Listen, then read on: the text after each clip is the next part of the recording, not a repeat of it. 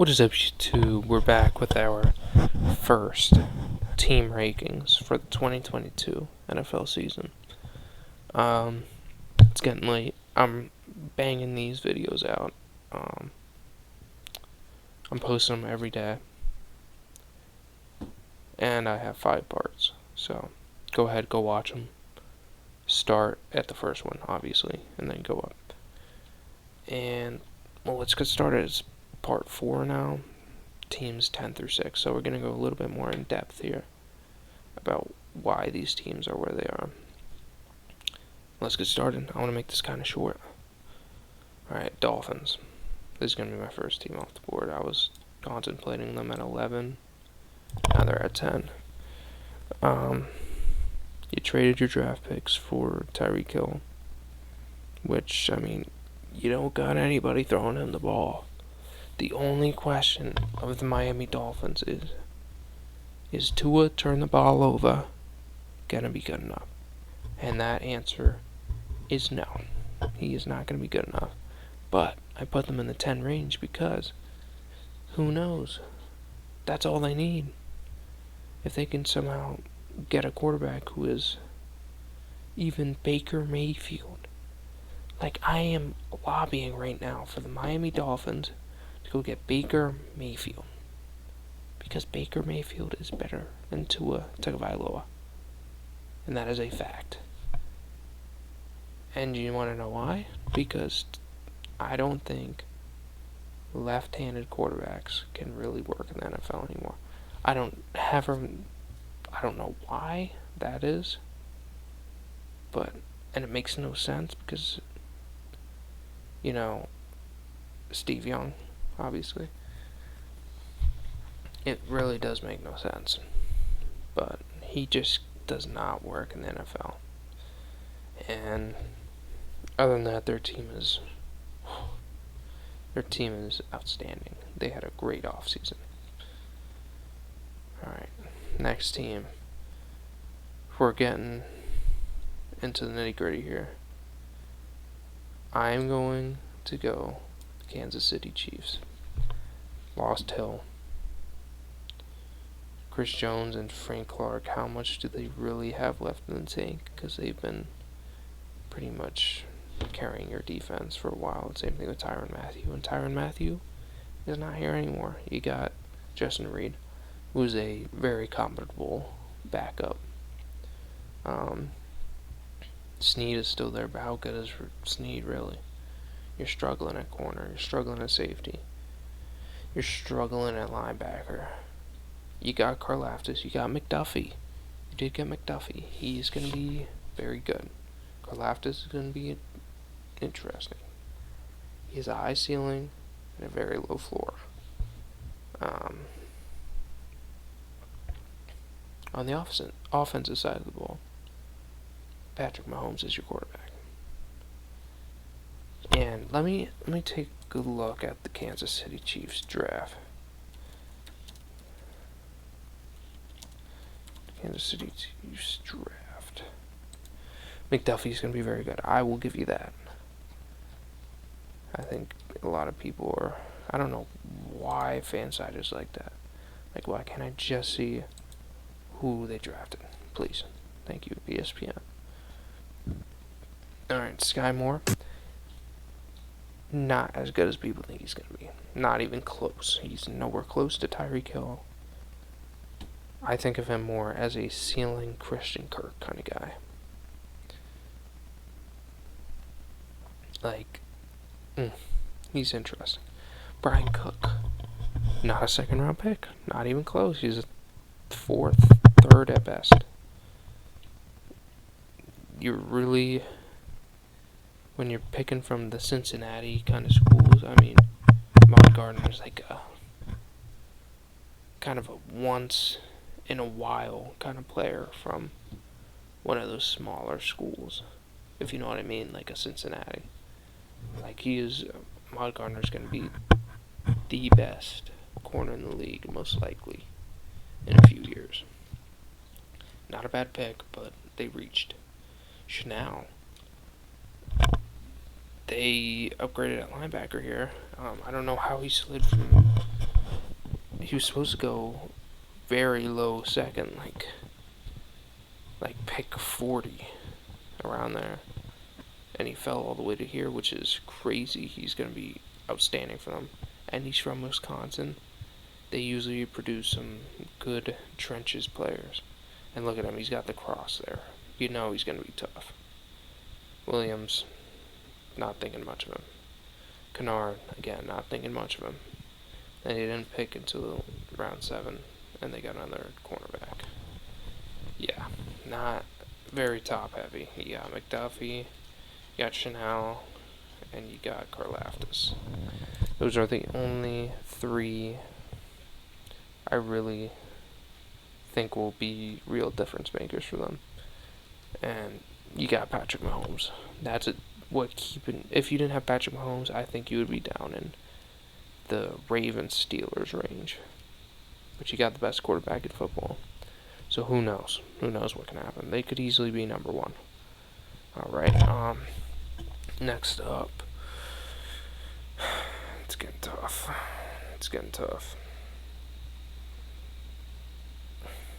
I think based on division, based on team needs, based on holes in your roster, you gotta go Raiders here.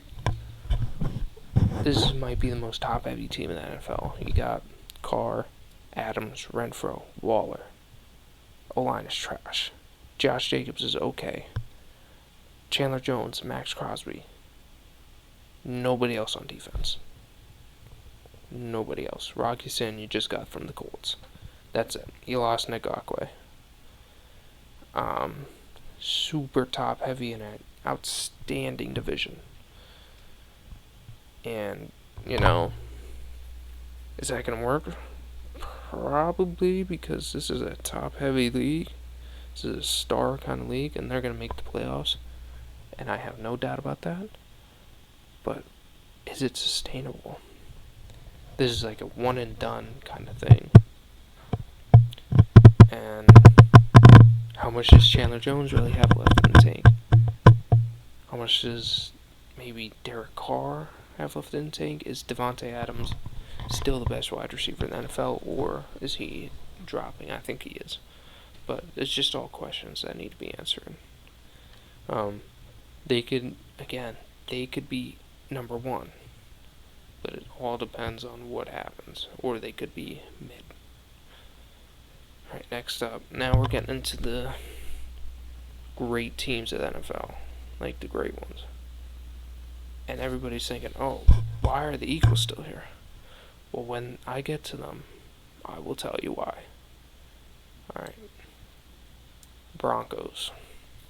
I hate putting the Broncos here because they are very hated for some reason. I don't know why. And I think they could, again, they have the quarterback now. So who knows? Their wide receivers aren't proven. They've got young, talented wide receivers that are not proven. They got the quarterback. They picked up Nick Bonito in the draft. Huge pickup, I think. They got the running back. Devontae Williams is going to be very, very good. O-line they got 2 pieces in there. Then it's just, then it is absolute garbage. It is like throwing a hot dog through a hallway, if you know what I mean.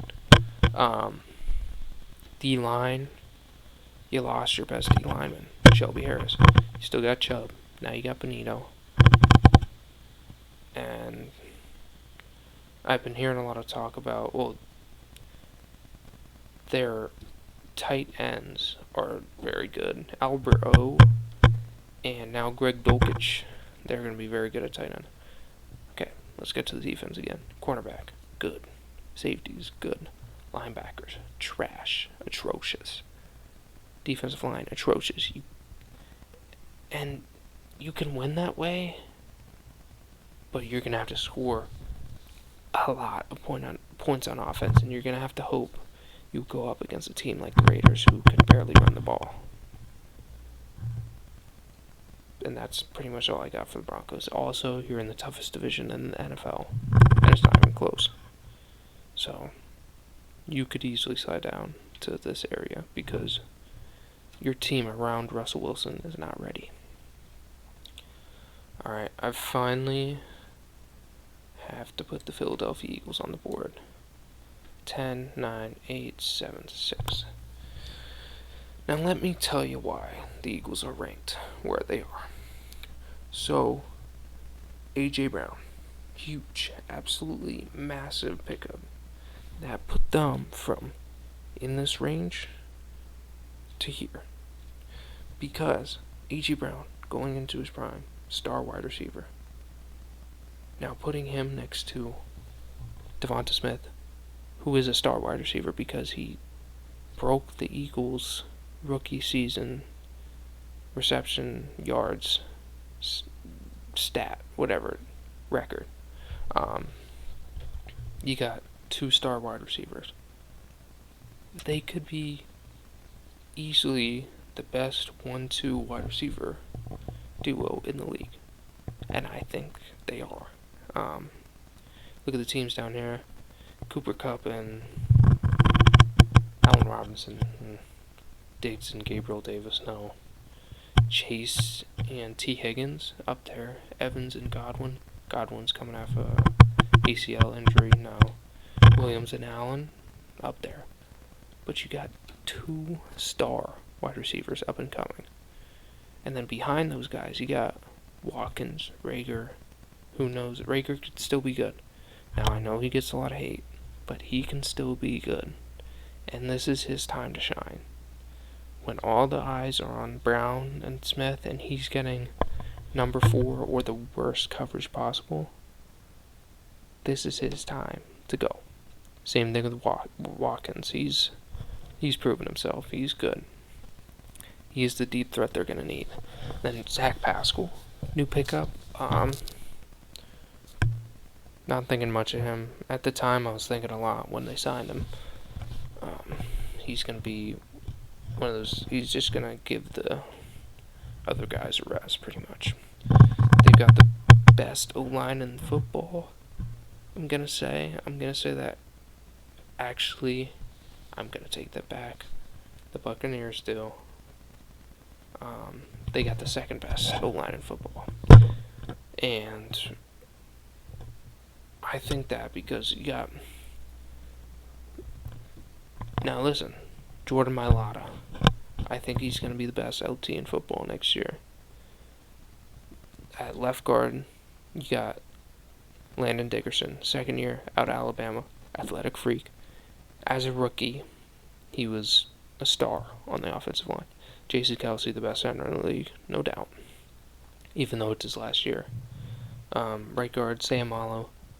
He's mid, but all the other guys make him look very good. And then you got Lane Johnson, who's the top 5 right tackle in the NFL, maybe even top 3. So, you're good there. At tight end, Goddard. You just got Grant Calcaterra from Maryland, I believe. So you're set at wide receiver, tight end, O-line. Quarterback, Jalen Hurts. The team only goes as far as Jalen Hurts takes them, and I think Jalen Hurts is going to be a star. Like I always say to other people, Josh Allen wasn't a star until his 3rd year. Josh Allen also started both of his first 2 years. And Jalen Hurts played better than Josh Allen did in his first 2 years. And it was close, but he outplayed him in pretty much every category. And Hurts getting all these weapons is going to help him tremendously. The Eagles are going to have a top 5 offense next year. And I think Jalen Hurts will be making a case MVP next year. Now on defense, there's a problem on defense. Huge problem. You have the D-line. Jordan Davis is going to be a movable force on the D-line. You have the linebackers. You have the edge rushers. Adding Hassan Reddick to an already Josh Sweat, Derek Burnett, Brandon Graham. Pass rushing is just outstanding. Linebackers. You were atrocious last year. You had 150 tackles in Kazir White. 3 interceptions, and a few sacks. And then you had Nakobe Dean, championship player, who was on some boards the best linebacker in the draft, and you got a steal. So you're good there, and you already have T.J. Edwards, Davion Taylor in place there. Now, secondary. Number 2 corner is a absolute nobody. Nobody knows who Zach McPherson is. He is not a number 2 corner. He is a number 4. It is sounding like there's some James Bradbury talks. Now that would put them around this area, but James Bradbury is not on the team, so I can't put them there. Safety, Epps and Harris. I mean, Epps is up and coming. Harris, mid. So safety's not really an issue. So I think the Eagles have an easy schedule also. So they're probably gonna go 12-5, 13-4. It's a very spread out NFL. Besides the bottom feeders. So, hey, anything can happen. But you're in an easy division. You're in an easy conference. There's no reason why you shouldn't make a run at the Super Bowl this year. I'm going to leave it at that. Comment what your favorite team's record is going to be this year. Also, comment anything. Literally comment anything. And like, subscribe. Because I want to get to 1,000 subscribers to get a podcast going. Yeah, that's pretty much it. See y'all later.